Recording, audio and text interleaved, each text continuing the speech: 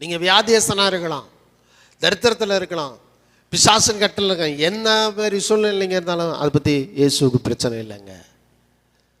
உங்களுடைய கடந்த கால பாவங்கள் அவரை தடுக்க முடியாது. அவர் உங்கள் மேலே வச்சிருக்க மனதுருக்கத்தை எதுவும் தடுத்து நிறுத்தவே முடியாது, தடுத்து நிறுத்த முடியாது.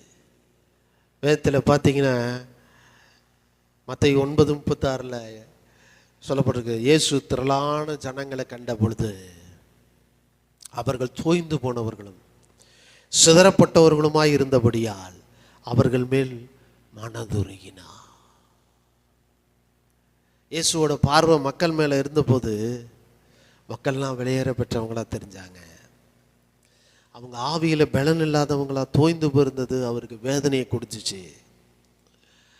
கவலைகளும் பாரங்களும் நிறைந்த மனுக்குலத்தை பார்த்து அவர் பாரப்பட்டார். வியாதிகள்னாலும் பலவீனங்கள்னாலும் நிறைந்த மனுக்குலத்தின் மீது அவர் இறக்கப்பட்டார். வழி தெரியாம திகைத்து கொண்டிருக்கிற மனுக்குலத்தின் மீது இயேசு கரிசனைப்படுகிறார். இயேசு கிறிஸ்து மனிதனை மனிதனாக பார்க்கிறவர்.